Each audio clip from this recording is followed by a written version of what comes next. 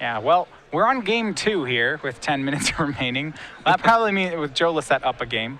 You know, sometimes I've heard Jun describe it as one of the best fair decks. You know, it punishes other fair decks because of its card advantage. Yeah. I don't know whether Miracles falls into that category, however. Yeah, you know, Miracles when they grind, who wins? Well, Miracles, yeah, I think it's like hyper fair might be the best way to describe it. Like, it's so fair that it kind of becomes unfair. But, in this particular matchup, actually, I think Jund is favored largely because of Abrupt Decay.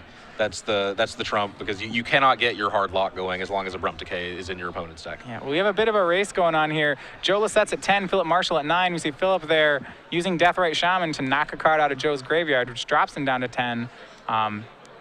However, it looks like 10-10. There is an Angel token from Entreat the Angels in play for Joe. Joe has no hand, just a top, and Marschall was on no hand and just a library there until Lossett wear-teared to destroy the Sylvan Library.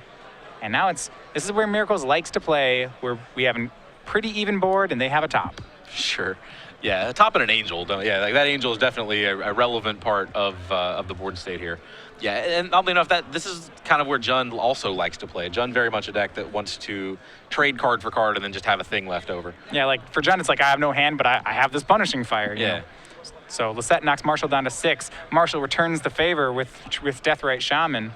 Now we untap. It is 6-all. You mentioned Punishing Fire. Is Philip actually playing a Punishing Fire? He is. He has 3 copies and the requisite Groves of the Burnwillow.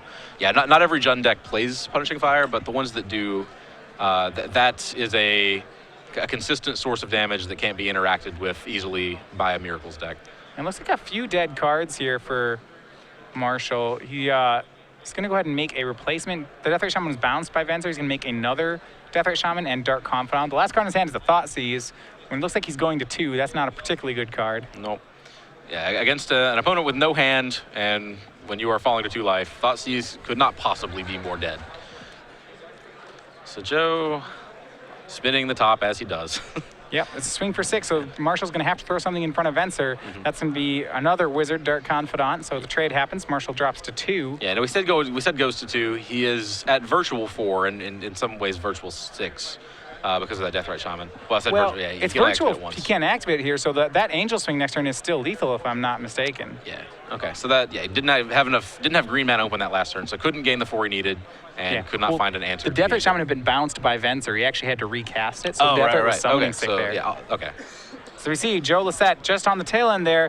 Another 45-minute 2-0 win. He locks up the other spot in our top 8. Yeah, and that's good for him and actually good for us too, because that means that Joe gets to draw twice again. And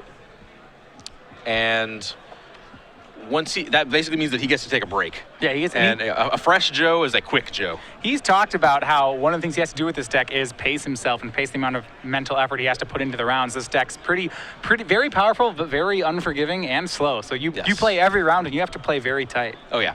Yeah, I've talked in the past about these style of decks. I can recognize that Miracles is very powerful. I would never play it. That's just not in my range. I'm intimidated by the deck. Yeah. The card Sensei's Divining Top, just the physical act of picking up 3 cards every turn, I would mess that up at least twice a game. The physical act? Yeah. You'd be like, you'd throw I would trip over my library, I'm pretty sure. Yeah, so and just having to maintain in your head what's on top, what's where every turn. That just the sheer mental energy required to play this deck. So with that win.